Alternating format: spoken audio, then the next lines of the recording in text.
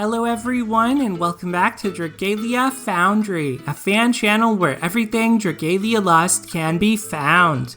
This video is going to contain a special solo clear of Legend Kaiyan. This is a free-to-play welfare clear, and if you've been following my channel for a while, you may remember I did something similar for Legend Volk and Morsayati Reckoning all the way back in February. Now at the time, I spent a couple weeks trying to do the same thing for Kaiyan, but was never able to actually succeed and get a clear, so with the game's 3rd anniversary, I decided to return to this challenge at long last and see if I could get the welfare solo clear done.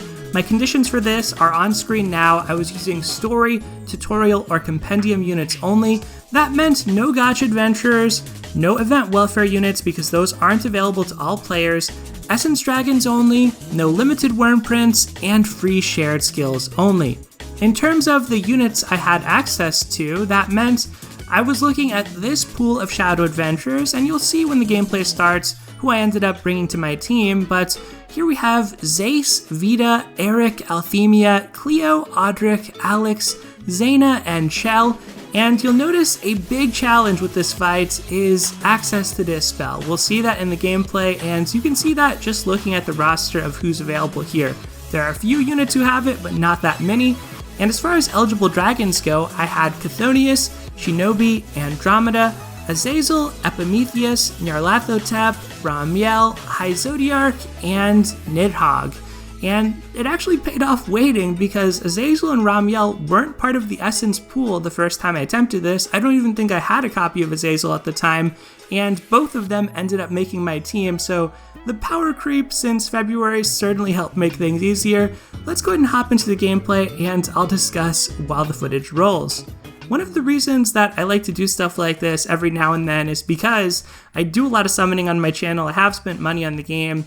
It's nice to see that certain things are possible only using the free characters and dragons that almost all players are going to have access to. These dragons technically come from the gacha, but if you even get one copy, you can max and bind them for free, especially right now during the anniversary because you have triple drops and half stamina on story quests. So these dragons can actually put in decent work, decent enough to clear some of the hardest endgame content in the game. So you can see the battle has started here, and by using Ramiel is equipped to Vita, I was able to shapeshift into Chthonius with Audric right near the start of the battle after I used Cleo to dispel the initial barrier that's applied to Kaiyan. And that's actually relevant here because my Audric build is very much centered around Dragon's Claws, Dragon's Skill, and Chthonius itself as a dragon rewards you the more times you shapeshift. So Chthonius rewards you up to 2 times, and the Dragon's Claws and Skills effects on Cleo's Chainco ability, as well as on my Wyrmprints, reward you up to 3 times. The reason I went with this dragon, even though Shinobi is sort of conventionally more powerful, really comes down to the Berserk phase in these legend fights. In the Berserk phase, you need to have a high strength stat in order to be able to shred the overdrive gauge as quickly as possible and consistently break the boss. And if you use a higher skill damage stat, that's going to help your DPS throughout the first phase, but when things get tough, when you get to Berserk, well, it's hard to keep up, and it's really a lot of time you're spending with the boss in overdrive. So that is the main reason why I focused more on strength dragons. I do have Shinobi on Eric though. I do have one copy of Shinobi, and speaking of Eric, things got kind of dicey for him there, but luckily thanks to Azazel here, I have enough skill haste to get off Cleo's heal in time, which was crucial because otherwise I would spend a lot of time there just attacking Kaiyan ineffectively until I got his shield down. So really a lot of this came down to learning this fight. That's one of the recommendations I have if you do have a lower powered team. If you can get a sense of when Kaiyan is about to shield so that you can prepare your dispel skills, like there, if I had led with the dispel one, my other attack wouldn't have been interrupted, but I thought I could get it off in time. But really just learning that timing is going to make your life a lot more comfortable in these fights. It was still very difficult to do this, and in particular in the Berserk phase, it just felt like I had to get kind of a lucky run, lucky string together of fortunate events, but it did work out. Another thing that went well for me in this particular run is I ended up putting Gauge Accelerator on both Audric and Vita, and getting a break here before the linear dualism started and prevented me from shapeshifting meant that I got to take advantage of a good dragon form during break, a relatively good one considering that I actually have max dragon affinity on Audric, so that was a pretty good break relative to some of the other attempts that I had. And unfortunately here, my 4th skill was not charged in time, so bad rotations on my part. Like, you could see the tiny little edges that can make a difference. And there, I got very lucky as that shield ended up getting dispelled, I think, by another character, because I think my skill got cancelled. It didn't get off in time. I moved over here to place that orb. Having those in the middle can definitely be dangerous, as they can blind you as well as just doing a lot of damage, and in the Berserk phase you need as much room to operate as possible.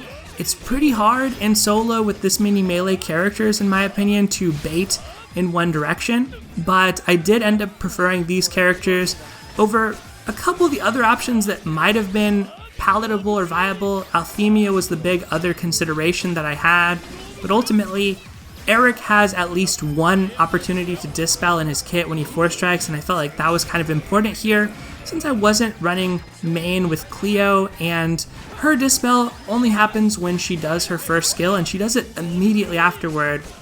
It just seemed like rather than getting locked, it was probably better to have more dispel opportunities on my team, and Eric's defense co-ability also helped. For some upgrades to this team, I didn't want to use Patia since she's not technically a free-to-play welfare character, but she is a 4-star that most players are going to have. I do think putting Patia on a team like this would probably be better than Eric, but granted, I think that the biggest improvement to a team like this would be if you have a lower SP cost dispel than Ronzel's. Ronzel's shared skill is the only free shared skill that dispels, but it takes so long to charge that anytime that Kayan gets shields up here, it feels terrifying because, you know, it's either you switch to Cleo and dispel, maybe you switch to Eric and he happens to have his 4-strike dispel, but it's very unlikely, or you're just waiting for your team to kind of bash through.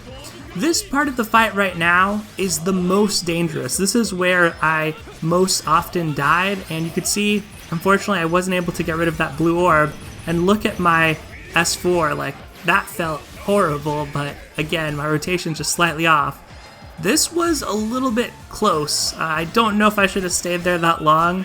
That's another thing that can wipe some of your team members, and really just kind of gives me an appreciation for how brutal these Berserk fights are. Like, luckily nobody died when Kayan threw somebody across the room there, but that also can definitely happen if you're not careful. I've seen adventurers eat it there. And one of the things that actually kind of inspired me to take this fight back on was doing some Legend Tartarus co-op and just getting to experience, oh wow, this is actually pretty hard. I have to actually kind of brush up on my skills here. Compared to solo, it was a lot harder for me, and then I thought to myself, okay, let me try challenge myself a little bit with a harder solo clear and see how it goes. Obviously things there didn't go super well for Cleo, but again, just try to play patiently and 4-strike as much as possible to continuously break Kayan. I haven't said it up to this point in the video, but the reason for Vita's inclusion in the team I think is well known by a lot of the player base at this point, but she has an amazing ability to shred the overdrive gauge. The risk here is that with her being controlled by the AI, since I have elected to stick with Audric mostly for his S4 dispel timing, but also as a damage dealer on this team, and because I want him to also be 4-striking, I think Vita's AI will use her 4-strike on her own, thanks to it being special. Oh man, another close one there. But yeah, Vita's very good at shredding the overdrive gauge as a free-to-play option, and I think that's pretty well known by now. But Audric is another character that, you know, he has some weaknesses, but considering he's in the event compendium, free for everybody, he's a character that's still impressive, in my opinion. He's there along with Sharina, along with Mordecai, as well as Alphonse, and it's kind of cool that you have access to all three of those characters permanently. As you can see here, we're wrapping up the fight. I was still kind of terrified, as even at that low in HP, one of my adventurers could have died, but I did transform into Chthonius to get the job done. that was my free-to-play welfare solo clear of Legend Kaiyan. Had a lot of fun working on it. Definitely was challenging, more challenging back when I was doing it in March and February than it is now. One of the big reasons for that, as we switch over and take a look at the builds here, is I did go full power on this. And what I mean by that is I'm using Sinister Dominion Wyrmprints in slots. I'm using Dragon Augments. And my reasoning for that is I still think Legend is harder than Expert and Standard Sinister Dominion, so I don't think it's an unreasonable path. If you can't take on Legend, I think you can probably start by doing the Sinister Dominion nowadays and use the augments you get from that, use the Wyrmprint slots you get from that, and it's going to make your Legend Agito life easier. That's probably the way I would path it if I were starting off in the game now. So yeah, I am using full augments, dragon augments as well, but those are all things that can be farmed free to play in time. They're not things that rely on the gacha, so I figured it was okay. And the other thing to consider though is my weapons are already at 90 mana node, so there is a slight stat bump from that, as well as from the encyclopedia bonuses that I may have, and my facilities are all completely maxed. Again, the facilities piece, that is something that you can work on yourself in time, eventually, and so it is totally accessible if you're free to play, but I will say the encyclopedia, that does require more spending to have higher up, and the only thing I would make the point related to that is you saw there at the end of that run, there was still plenty of time left to clear, so there might have been a few tight moments where I got a more favorable break, but I do think that even with slightly lower stats, you could still use a team like this to be effective. I don't necessarily recommend it because it definitely felt probably more brutal than it has to be. If you have a Grace, happen to have her, throw her on there, use her. Cleo is a fine healer as well, but Life Shield certainly makes life a lot less scary and a lot less intimidating. I think Gala Chell is another character who, if you have, will help you shred the overdrive gauge. If you have Alberius, he's going to be great for his opportunities to dispel. Also just a strong adventurer with 4 strikes as well. Gala Alex, another good choice. There are a lot of adventurers that can take this on now. I'm sure that there are some Gala Zethia clears out there at this point too, and she's probably a good candidate for this as well. Just bear in mind you're going to need somebody on your team that can dispel the boss. But that is pretty much going to do it for today, everybody. I hope you enjoyed this look at Legends Kaiyan Solo. I know it's been a while since it released. I guess now I have to attempt this for Legend Ciela and eventually Legend Twins and Legend Tartarus. Let me know if you've beaten this fight or not in the comments below. Once again, though, that is going to do it for today, everyone. So thank you as always for watching. Take care, and I'll see you next time.